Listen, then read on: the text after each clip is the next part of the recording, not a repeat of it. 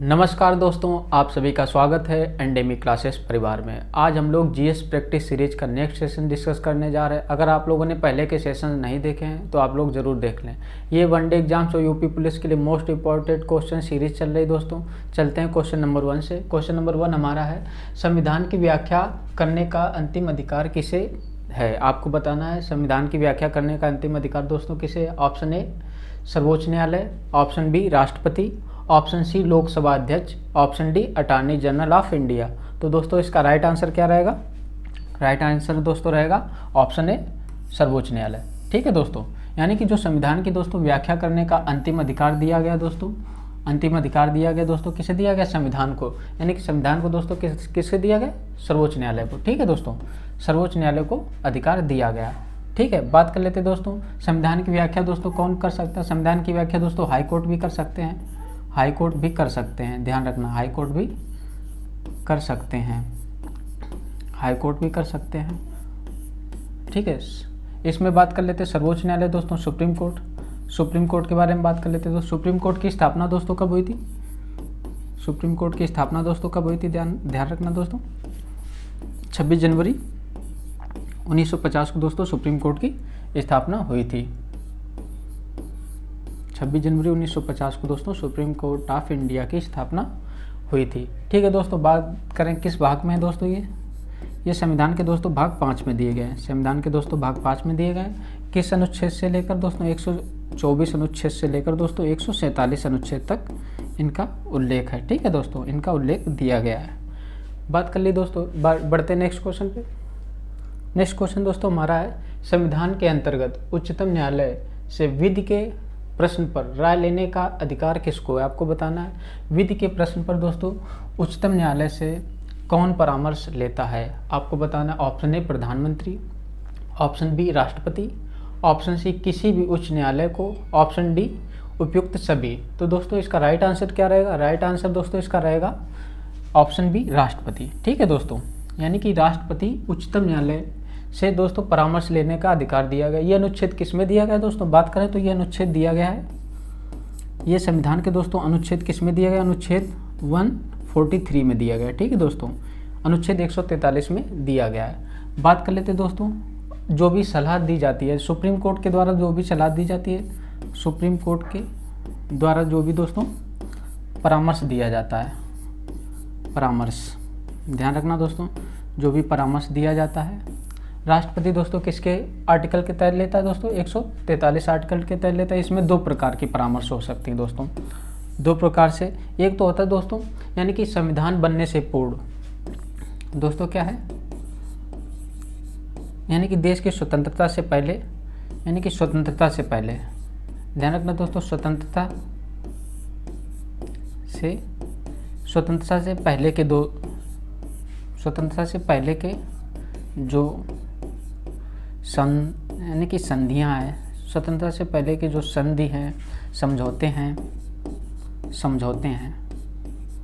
ठीक है, स्वतंत्रता से पहले के जो संधियाँ हैं, समझौते हैं, अगर उन पे सुप्रीम कोर्ट को दोस्तों यानी कि राष्ट्रपति को सलाह चाहिए तो दोस्तों इसमें सुप्रीम कोर्ट बाध्य सलाह देने के लिए दोस्तों क्या है? सलाह देने के लिए बाध्य है। सुप्रीम कोर्ट इस पर जरूर सलाह देगा। जबकि मान लें दोस्तों यानी कि स्वतंत्रता के बाद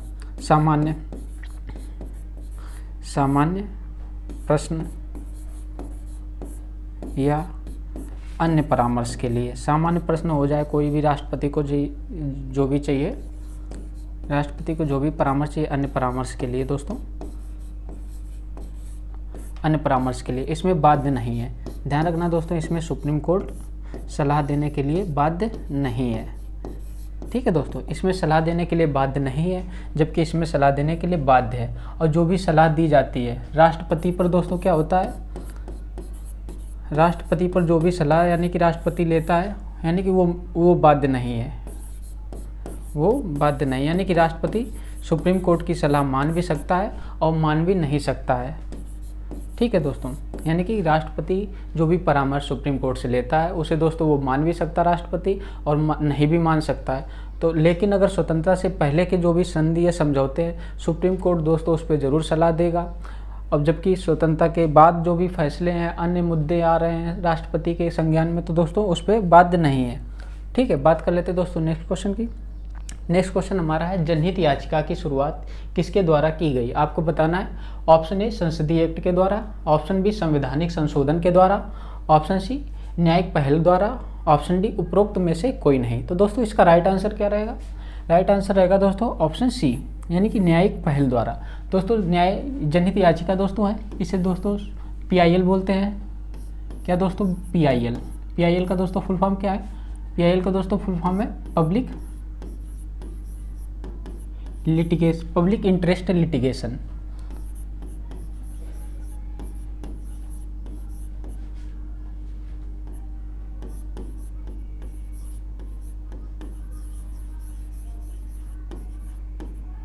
पब्लिक इंटरेस्ट दोस्तों लिटिगेशन, इसका PIL शॉर्ट फॉर्म में दोस्तों PIL इसे बोलते हैं। जनहित याचिका किसके द्वारा दोस्तों शुरू की गई थी? न्यायिक पहल द्वारा।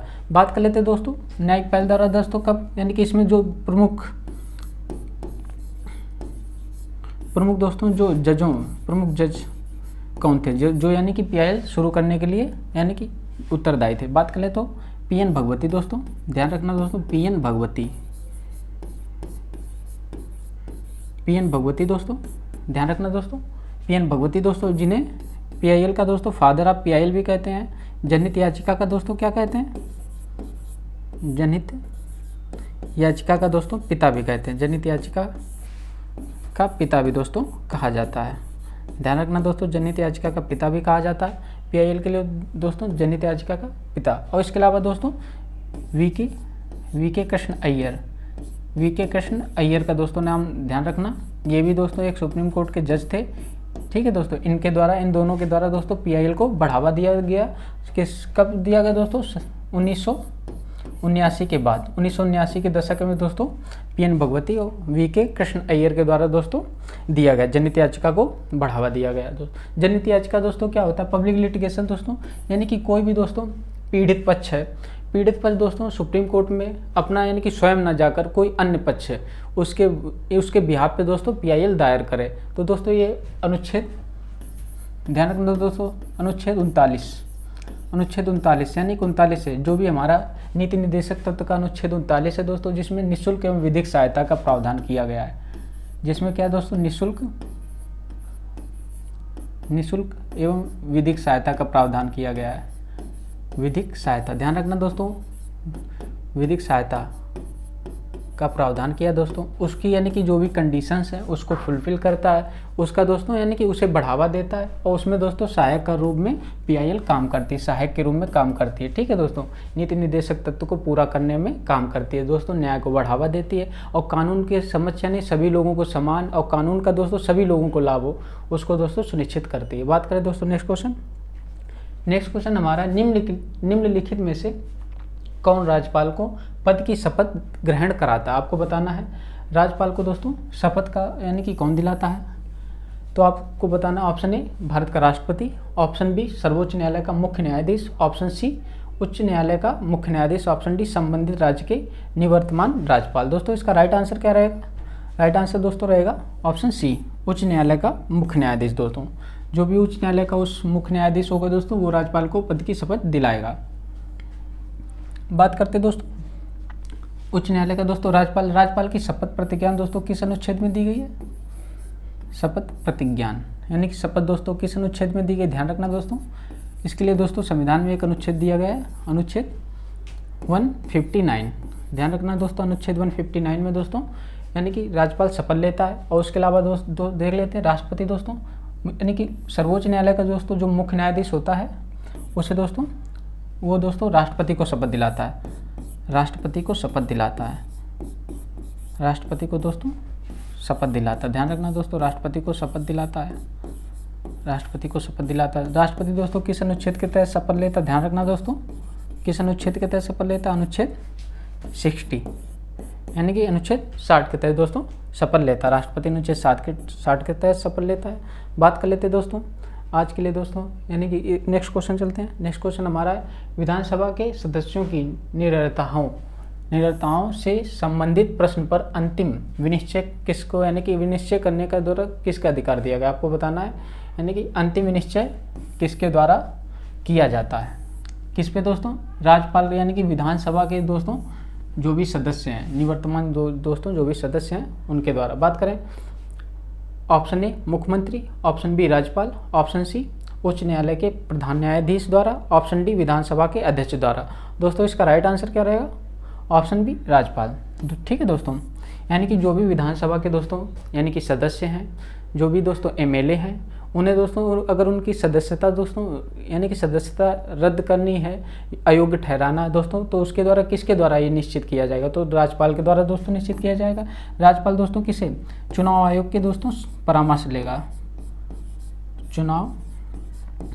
चुनाव आयोग से परामर्श लेकर दोस्तों, ध्यान रखना दोस्तों, चुनाव आयोग से परामर्श लेकर जो भी सदस्यों की निरर्ताओं से संबंधित प्रश्न है वो कौन निश्चित करेगा? राज्यपाल निश्चित करे। ध्यान रखना दोस्तों। बात कर लेते हैं दोस्तों नेक्स्ट क्वेश्चन की। जबकि दोस्तों ध्यान रखना संसद के इसमें दोस्तों बात कर लेते हैं संसद के दोस्तों सदस्यों से संबंधित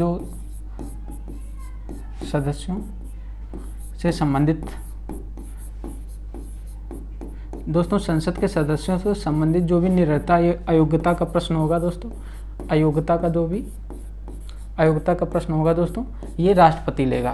ध्यान रखना दोस्तों, संसद में राष्ट्रपति लेगा और विधानसभा में दोस्तों राज्यपाल। राष्ट्रपति चुनाव आयोग के परामर्श से, चुनाव आयोग के दोस्तों परामर्श से, चुनाव आयोग के परामर्श से दोस्तों, ध्यान रखना चुनाव आयोग के परामर्श से दोस्तों कौन लेगा? राष्ट्रपति दोस्तों लेगा। बात कर लेते दोस्तों नेक्स्ट क्वेश्चन हमारा है भारत का सबसे बड़ा हड़प्पन पुरा स्थल है। आपको बताना दोस्तों हड़प्पन कालीन पुरा स्थल दोस्तों सबसे बड़ा जो भारत का और पूरी हड़प्पा सभ्यता का भी शायद बड़ा हो सकता है। बात करें तो option A Alamgirpur, option B Kalibanga, option C Lothal, option D Rakhagarhi. दोस्तों इसका राइट आंसर क्या रहेगा? Option D Rakhigarhi. ठीक है दोस्तों, राखीगढ़ी हड़प्पा सभ्यता का यानी कि भारत में सबसे बड़ा स्थल है। ठीक है दोस्तों, हड़प्पा सभ्यता का सबसे बड़ा दोस्तों कहाँ पर स्थित है? राखीगढ़ी दोस्तों हिसार के पास दोस्तों हरियाणा में स्थित है। हिसार के पास दोस्तों हरियाणा में स्थित है। ध्यान रखना, पूछ लिया जा सकता है दोस्तों, यानी कि हड़प्पा सभ्यता का सबसे बड़ा स्थल है, यानी कि भारत में सबसे बड़ा स्थल है हड़प्पा सभ्यता का IVC इंडियन यानी कि इंडियन वैली सिविलाइजेशन का सबसे बड़ा स्थल है, सबसे बड़ा स्थल कहाँ पे दोस्तों? ये सबसे बड़ा स्थल भारत में दोस्तों सबसे बड़ा स्थल है, ये ध्यान रखना दोस्तों, यानी कि IVC का सबसे बड़ा स्थल भारत में है दोस्तों। ठीक है, बात कर लेते हैं दोस्तों लोथल दोस्तों, ये बंदरगाह भी एक है, बंदरगाह भी दोस्तों ये यानी कि IVC का सिंधु घाटी सभ्यता दोस्तों तो उसका दोस्तों ये बंदरगाह भी है। ठीक है दोस्तों, बंदरगाह भी है। बात कर लेते हैं दोस्तों ये कहाँ पे? गुजरात में। ध्यान रखना दोस्तों ये गुजरात में है। बात कर लेते हैं दोस्तों कालीबंगा कालीबंगा कहाँ पे? घग्गर नदी के किनारे है। घग्गर नदी दोस्तों ध्यान रखना, घग्गर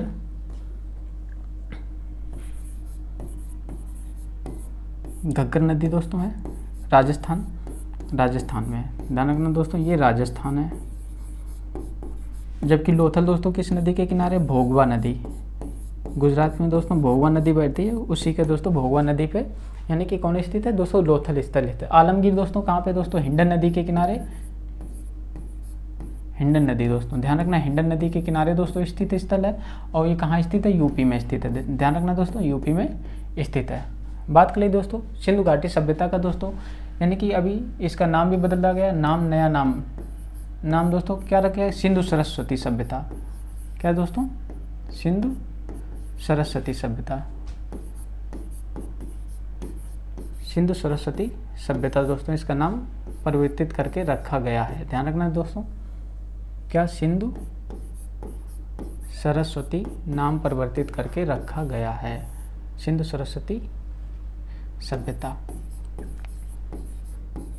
क्योंकि दोस्तों सिंधु नदी और सरस्वती नदी दोस्तों यही दोनों सिंधु घाटी सभ्यता की एक प्रमुख नदियां थी। इन्हीं के किनारे दोस्तों लगभग सारे स्थल विकसित हुए, इसीलिए दोस्तों इसका नाम सिंधु सरस्वती सभ्यता किया गया। बात कर लेते दोस्तों नेक्स्ट क्वेश्चन की। नेक्स्ट क्वेश्चन दोस्तों हमारा है निम्नलिखित 4 वेदों में से किस एक में जादुई माया दोस्तों क्या? जादुई माया और वशीकरण का वर्णन किया गया। आपको बताना है जादुई माया और वशीकरण, जिसमें जादुई माया में दोस्तों तंत्र मंत्र आ सकते हैं, तंत्र मंत्र तंत्र मंत्र दोस्तों, अन्य चीज़ें भी आ सकती हैं। बात करें option A Rigveda, option B Yajurveda, option C Samaveda, option D Atharvaveda. दोस्तों इसका राइट आंसर क्या रहेगा? ऑप्शन डी अथर्ववेद दोस्तों। अथर्ववेद दोस्तों इसका राइट आंसर रहेगा। इसी में दोस्तों यानी कि जादुई माया और वशीकरण, दोस्तों इसमें रोग निदान के बारे में भी बात की गई, ध्यान रखना दोस्तों। रोग निदान के बारे में भी बात की गई है। जादू टोना दोस्तों इसके बारे में भी बात की गई है, जादू टोना। और इसके अलावा दो भी दोस्तों तंत्र मंत्र, जादू टोना, अन्य चीज़ें बहुत सारी यानी कि लौकिक चीज़ों के बारे में बात की गई है, लौकिक चीज़ों के बारे में बात की गई। ठीक है दोस्तों, ध्यान रखना, लौकिक चीज़ों के बारे में इसमें बात की। लौकिक दोस्तों यानी कि सांसारिक चीज़ों से। लौकिक का मतलब दोस्तों क्या होता है? सांसारिक चीज़ों से दोस्तों संबंधित रहता है। ठीक है, ध्यान रखना दोस्तों, सांसारिक चीज़ों से। जबकि दोस्तों यही एक यानी कि चारों वेदों में दोस्तों यही एक लौकिक ध्यान रखना दोस्तों, यही लौकिक है। बाकी की दोस्तों तीनों पारलौकिक हैं, पारलौकिक हैं। ठीक है दोस्तों, पारलौकिक दोस्तों मतलब इस लोक से संबंध, सांसारिक नहीं दोस्तों, ये आध्यात्मिक हैं, पारलौकिक हैं, ये समझना। ठीक है दोस्तों, बात कर लेते हैं अथर्ववेद दोस्तों। अथर्ववेद इन तीनों वेदों को दोस्तों ऋग्वेद, यजुर्वेद और सामवेद दोस्तों इन्हें वेद त्रयी भी कहते हैं। ध्यान रखना दोस्तों, कई बार एग्जाम से पूछा कि वेद त्रयी में दोस्तों कौन सा वेद शामिल नहीं है, तो दोस्तों अथर्ववेद शामिल नहीं है, तो इन्हें वेद त्रयी भी कहते हैं। क्या दोस्तों? वेद त्रयी भी कहते हैं। ध्यान रखना दोस्तों, बात करें दोस्तों ऋग्वेद में दोस्तों एक चीज़ बहुत ध्यान रखना, ऋग्वेद के 10वें मंडल में, कौन से दोस्तों? 10वें मंडल में दोस्तों क्या दिया गया है? पुरुष सूक्त दिया गया है। ऋग्वेद के 10वें मंडल में दोस्तों क्या दिया गया? पुरुष सूक्त दिया गया है, इसे ध्यान रखना। क्या दिया गया? पुरुष सूक्त। उसमें दोस्तों वर्ण व्यवस्था का पहली बार जिक्र मिलता है, कि एक आदिमानव था, मतलब एक आदिम पुरुष थे, आदिम मानव थे, उसके शरीर से दोस्तों वर्ण व्यवस्था निकली। ठीक है, बात करें दोस्तों इसका एक तीसरा मंडल भी ध्यान रखना, यानी कि 3वें मंडल से दोस्तों ध्यान रखना, उसमें दोस्तों गायत्री मंत्र दिया गया है,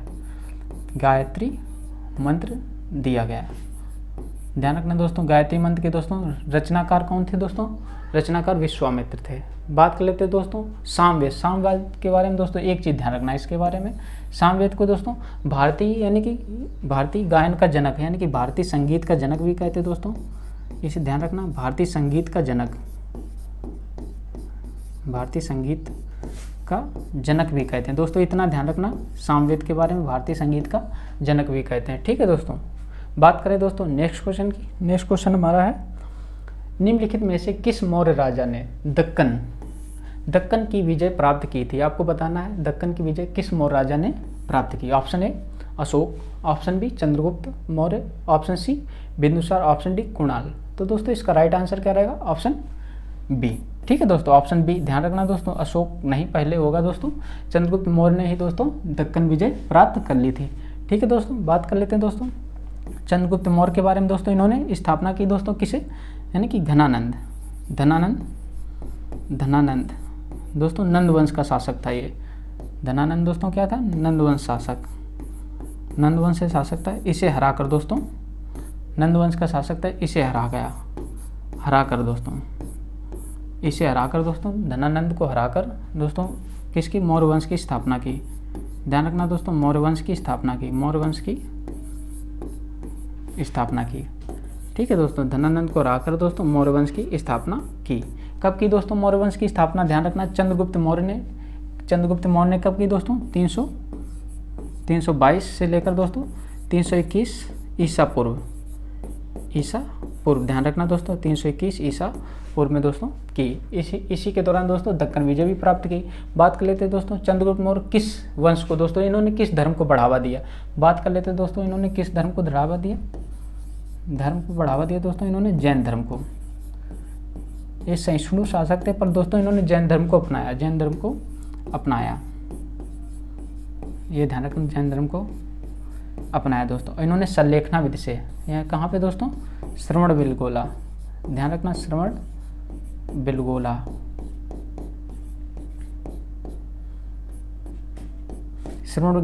में दोस्तों इन्होंने सल्लेखना विधि से संलेखना विधि भी दोस्तों क्या होती है? संलेखना विधि दोस्तों पूछ लिया जाए किस धर्म से संबंधित है दोस्तों? संलेखना विधि दोस्तों जैन धर्म से संबंधित है। ध्यान रखना दोस्तों, किससे संबंधित अगर पूछ लिया जाए, जैन धर्म से संबंधित है। इस विधि से दोस्तों इन्होंने प्राण त्यागे। प्राण, इसमें क्या होता है दोस्तों, यानी कि प्राण त्यागे, इसमें जो भी यानी कि भोजन है, जल, अन्य जल का दोस्तों ग्रहण बंद कर दिया जाता है, अन्य जल दोस्तों त्याग दिया जाता है, प्राण त्यागे दोस्तों। ठीक है, ध्यान रखना दोस्तों, जैन धर्म को बढ़ावा दिया। बात कर लेते दोस्तों अशोक ने दोस्तों सभी धर्मों को बढ़ावा दिए थे, लेकिन इसने किन धर्म को अपनाया? कौन सा धर्म अपनाया दोस्तों? बौद्ध धर्म। बौद्ध धर्म को दोस्तों इन्होंने अपनाया, बौद्ध धर्म को दोस्तों अपनाया। ध्यान रखना दोस्तों, इन्होंने बौद्ध धर्म को अपनाया, लेकिन सभी धर्मों को संरक्षण दिया। बिंदुसार दोस्तों आजीविक धर्म का संस्थापक, आजीविक धर्म को अपनाया, आजीविक धर्म को अपनाया। ठीक है दोस्तों, ध्यान रखना, आजीविक धर्म को अपनाया। बात करें दोस्तों नेक्स्ट क्वेश्चन की। नेक्स्ट क्वेश्चन हमारा है, अशोक के निम्नलिखित अभिलेखों में से किसमें दक्षिण भारतीय राज्यों का उल्लेख है? आपको बताना दोस्तों, दक्षिण जो भारतीय राज्य हैं, जो भी दक्षिण भारतीय राज्य हैं, चोल, चेर, पांड्य, उनका उल्लेख दोस्तों किस अभिलेख में मिलता है? यानी कि जो भी चोल हैं, चेर है, पांड्य, किस अभिलेख में मिलता है? ऑप्शन ए चौथे अभिलेख में, ऑप्शन बी द्वितीय अभिलेख में, ऑप्शन सी 13वें मुख्य शिलालेख में, ऑप्शन डी प्रथम स्तंभ अभिलेख में। तो दोस्तों इसका राइट आंसर क्या रहेगा? राइट आंसर दोस्तों रहेगा ऑप्शन बी, द्वितीय शिलालेख में। ठीक है दोस्तों, यानी कि दूसरे शिलालेख में दोस्तों, यानी कि हमें मिलता है किसका? दक्षिण भारतीय शासक, यानी कि जो भी दक्षिण भारतीय शासक थे उनका उल्लेख मिलता है। ठीक है दोस्तों, बात कर लेते हैं दोस्तों चौथे, यानी कि प्रथम शिलालेख में दोस्तों क्या है? पशु बलि दोस्तों, इसमें क्या? पशु बलि का निषेध किया गया है कि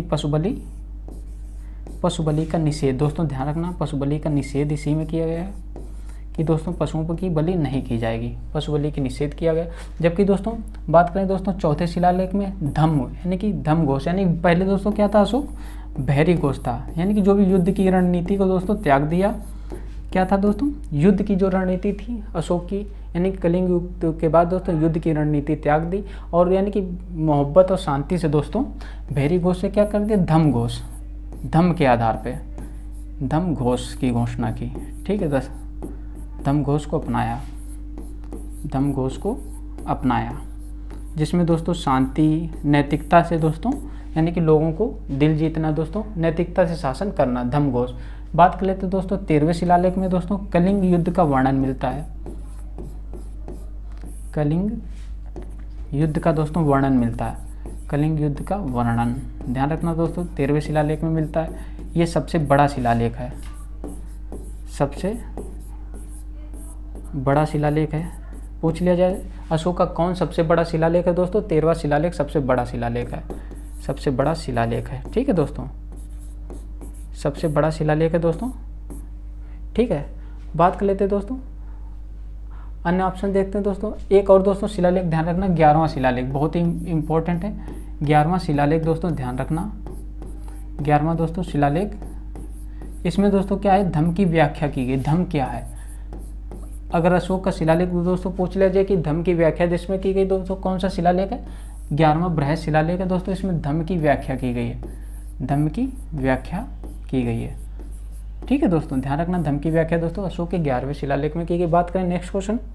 नेक्स्ट क्वेश्चन दोस्तों हमारा है, भाग एवं बलि थे। आपको बताना दोस्तों भाग और बलि क्या थे? ऑप्शन ए सैनिक विभाग से, ऑप्शन बी राजस्व के स्रोत, ऑप्शन सी धार्मिक अनुष्ठान, ऑप्शन डी प्रशासनिक विभाग। तो दोस्तों इसका राइट आंसर क्या रहेगा? ऑप्शन बी राजस्व के स्रोत।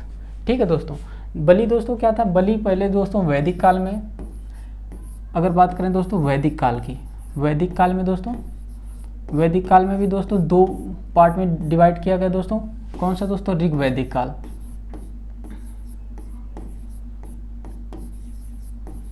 ऋग्वैदिक काल दोस्तों। ऋग्वैदिक काल में दोस्तों जो बलि था, बलि एक दोस्तों क्या था? उपहार था।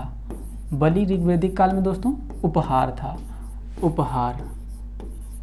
उपहार था दोस्तों। और ये बलि दोस्तों क्या हुआ? उत्तर वैदिक काल में आकर, क्या हुआ? उत्तर वैदिक काल में दोस्तों आकर ये एक अनिवार्य हिस्सा बन गया, यानी कि अनिवार्य हिस्सा बन गया, अनिवार्य कि दोस्तों ये तो सभी को देना ही देना है।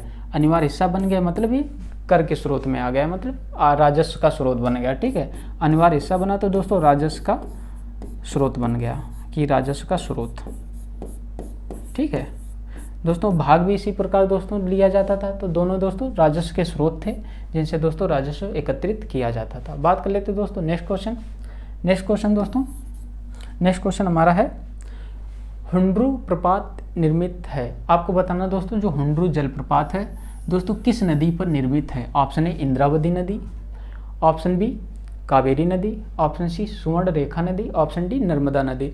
तो दोस्तों इसका राइट आंसर क्या रहेगा, ऑप्शन सी दोस्तों सुवर्ण रेखा नदी पर हुंड्रू प्रपात स्थित है। दोस्तों प्रपात कब बनता है, जब कोई दोस्तों नदी ऊंचाई से गिरती है, जब कोई नदी ऊंचाई से गिरती है, जो भी उसके द्वारा दोस्तों यानी कि एक फॉल बनाया जाता है दोस्तों, उसे दोस्तों प्रपात कहते हैं। ठीक है दोस्तों, बात कर लेते हैं दोस्तों, बात करें दोस्तों इंद्रावती नदी पर दोस्तों कौन सा चित्रकूट जलप्रपात स्थित है। ध्यान रखना दोस्तों, चित्रकूट प्रपात स्थित है, प्रपात स्थित है दोस्तों। ये कहाँ पे स्थित है दोस्तों, छत्तीसगढ़ में। ध्यान रखना दोस्तों, छत्तीसगढ़ में दोस्तों स्थित है ये दोस्तों, छत्तीसगढ़ में स्थित है चित्रकूट प्रपात। बात करें दोस्तों कावेरी नदी पर दोस्तों, कावेरी नदी का दोस्तों फेमस जो प्रपात है शिव समुद्रम प्रपात, शिव समुद्रम जलप्रपात दोस्तों स्थित है।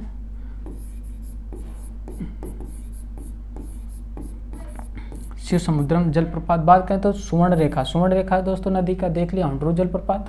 बात करें दोस्तों नर्मदा नदी पर धुआंधार जलप्रपात दोस्तों स्थित है। ठीक है दोस्तों, धुआंधार जलप्रपात स्थित है, नर्मदा नदी पर स्थित है।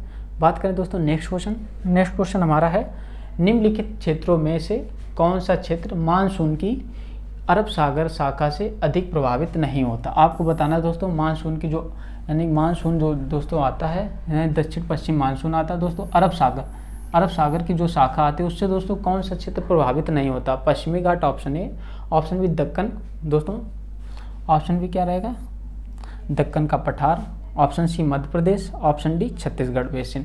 दोस्तों इसका राइट आंसर क्या रहेगा, ऑप्शन डी छत्तीसगढ़ बेसिन।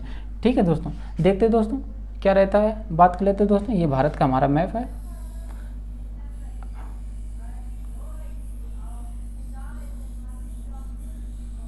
ये दोस्तों हमारे प्यारा भारत है।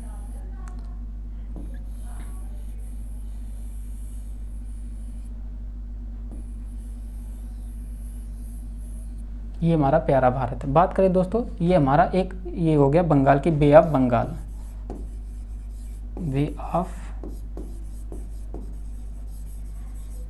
बंगाल दोस्तों खाड़ी हो गई, ये अरब सागर हो गया। ठीक है दोस्तों, ये हमारा अरब सागर, ध्यान रखना दोस्तों अरब सागर हो गया, ये अरब सागर। दोस्तों हमारा ये दक्षिण पश्चिम से मानसून होता है। ठीक है दोस्तों, दक्षिण पश्चिम से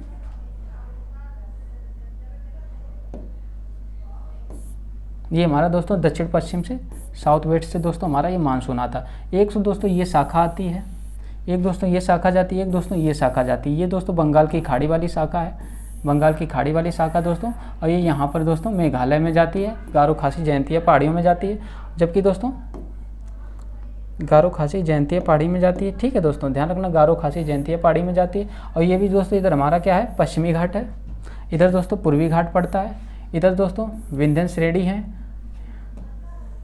इधर दोस्तों क्या है विंध्यन श्रेणी है, इधर दोस्तों विंध्यन श्रेणी है, इधर दोस्तों कौन सी है सतपुड़ा है दोस्तों, इधर अरावली श्रेणी है, इधर दोस्तों हिमालय है, हिमालय दोस्तों, इधर गारो खासी जयंतिया, ये दोस्तों हिमालय का पार्ट है।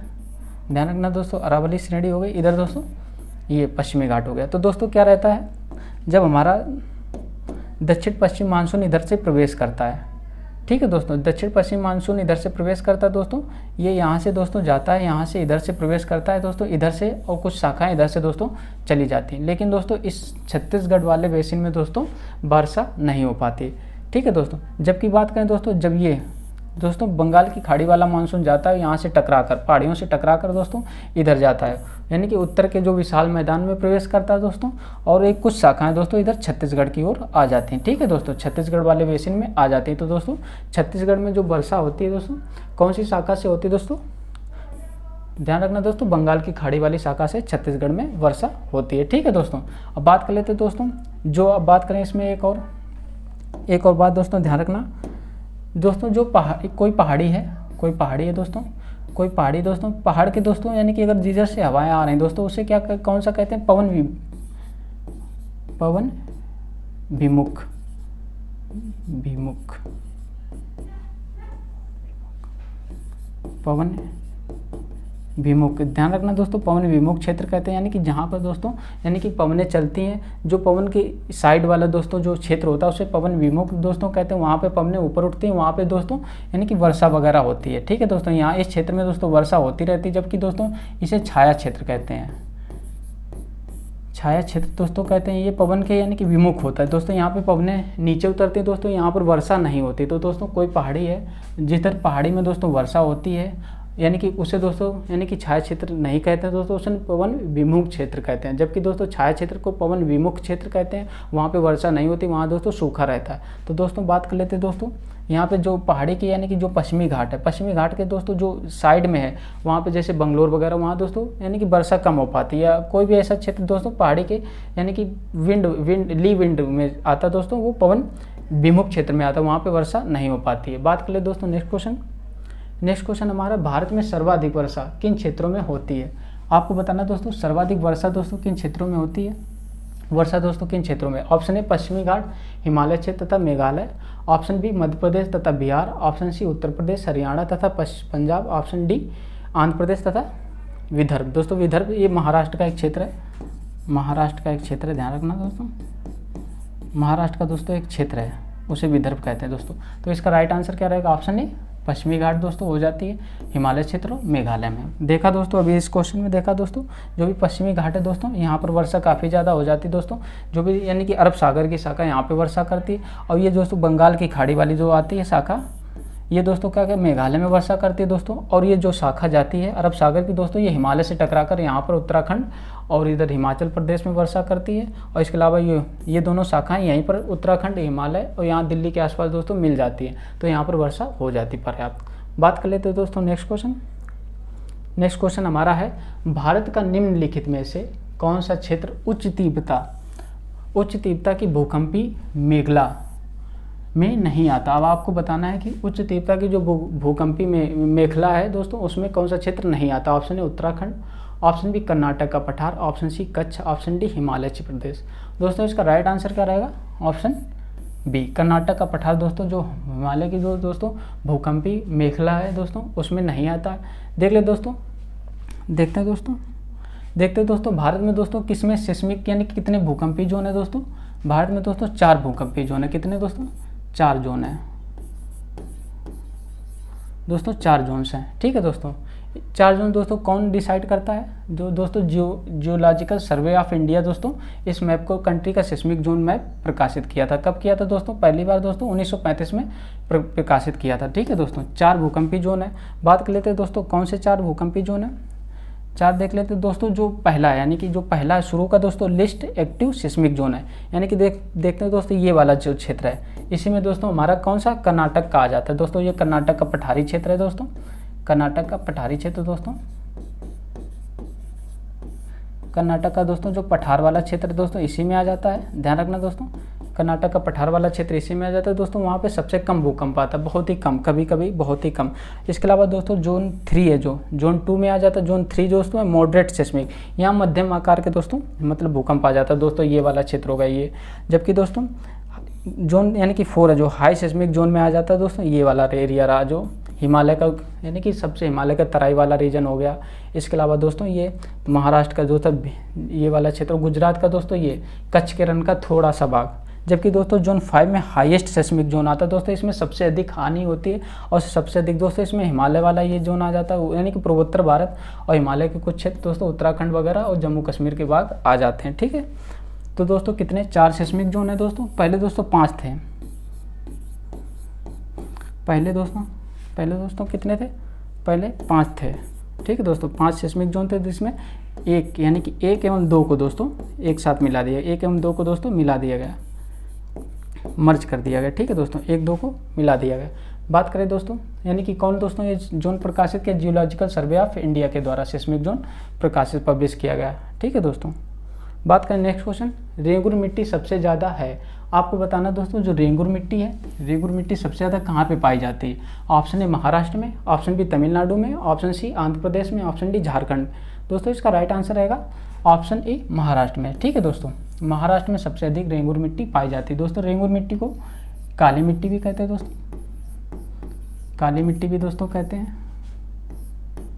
ध्यान रखना दोस्तों, काली मिट्टी भी दोस्तों इसे कहते हैं, काली मिट्टी भी दोस्तों कैसे, इसे कपासी मृदा भी कहते हैं, क्योंकि दोस्तों यहाँ पे कपास सबसे अधिक उपजाई जाती है, तो कपासी मृदा, कपास के लिए दोस्तों एक अच्छी मृदा रहती है, तो कपासी मृदा भी कहते हैं। ठीक है, देखते हैं दोस्तों, बात कर लेते हैं दोस्तों मिट्टी। दोस्तों ये जो फॉरेस्ट, जो भी दोस्तों ये ग्रीन वाला दिया गया फॉरेस्ट एंड माउंटेनस, जो भी माउंटेनियस मिट्टी है दोस्तों, ये जम्मू कश्मीर और ये हिमालय वाले रीजन में दोस्तों मिल जाती है।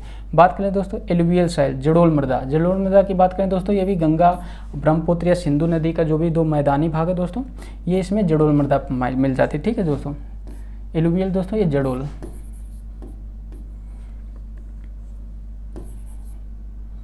जलोढ़ दोस्तों, जलोढ़ दोस्तों नदी द्वारा इसमें जो भी, नदी द्वारा दोस्तों इसमें जो भी जलोढ़ लाया जाता है उसके द्वारा दोस्तों ये बहुत ही उपजाऊ रहता है, उपजाऊ है, बहुत ही उपजाऊ। ध्यान रखना दोस्तों, ये बहुत ही उपजाऊ रहता है,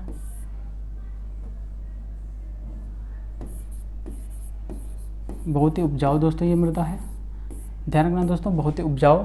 और इसके बाद दोस्तों बात कर लेते हैं जो red and yellow, red and yellow दोस्तों ये वाला रीजन है, देखो रेड एंड येलो वाला दोस्तों, यानी कि पीली, इसे दोस्तों पीली लाल मृदा कहते हैं।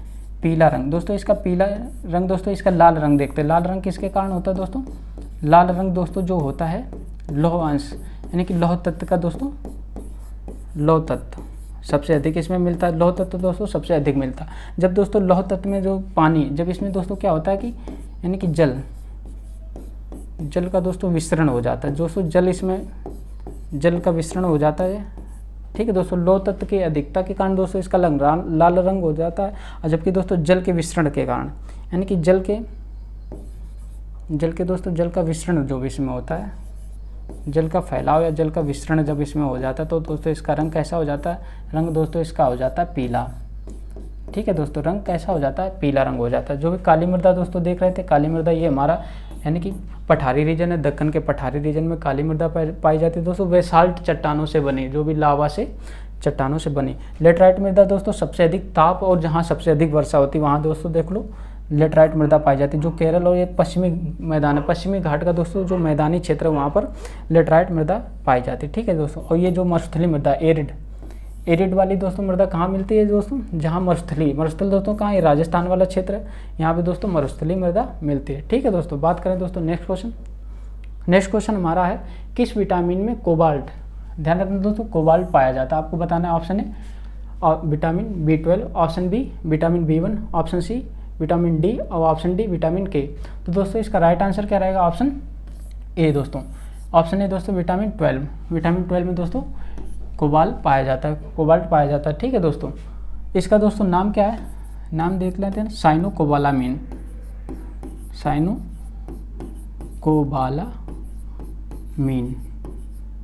दोस्तों, साइनोकोबालामीन देखो इसमें कोबाल आया तो दोस्तों कोबाल से कोबाल्ट ध्यान रखना। ठीक है दोस्तों, बात कर ले दोस्तों विटामिन डी से दोस्तों कौन सी कमी हो जाती है, रिकेट्स दोस्तों हो जाती है, विटामिन डी की कमी से रिकेट्स दोस्तों किसे सूखा रोग भी कहते हैं, कौन सा सूखा रोग भी कहते हैं। जबकि दोस्तों बड़ों में दोस्तों इसकी कमी से कौन सी हो जाती है, बड़ों में ऑस्टियोमलेशिया दोस्तों हो जाता है, ऑस्टियोमलेशिया दोस्तों, हड्डियां इसमें कमज़ोर हो जाती हैं, क्या हो जाती हैं, हड्डियां दोस्तों कमज़ोर हो जाती हैं। ठीक है दोस्तों, ध्यान रखना, हड्डियां इसमें क्या हो जाती है, कमज़ोर हो जाती है दोस्तों। ये वयस्कों में हो जाता है, वयस्कों में दोस्तों हो जाता है। ठीक है दोस्तों, वयस्कों में हो जाता है। बात कर लेते हैं दोस्तों विटामिन के की कमी से दोस्तों रक्त का थक्का नहीं बनता है, रक्त का जो दोस्त थक्का नहीं बनता है, अगर खून वगैरह निकल रहा तो निकलता रहेगा, थक्का नहीं बनता। ठीक है दोस्तों, बात कर लेते हैं दोस्तों नेक्स्ट क्वेश्चन की। नेक्स्ट क्वेश्चन है वायु दाब मापने के लिए किस यंत्र का उपयोग किया जाता है दोस्तों, आपको बताना। जो वायु दाब है, बैरोमीटर, वायु दाब को मापने के लिए किसका किया जाता है, option A barometer, option B altimeter, option C fathometer, option D speedometer. दोस्तों इसका राइट आंसर क्या रहेगा, ऑप्शन ए बैरोमीटर का दोस्तों वायु दाब मापने के लिए उपयोग किया जाता है। जबकि बात करें दोस्तों अल्टीमीटर, यानी कि अल्टीमीटर एल्टीट्यूड, ऊंचाई मापने के लिए।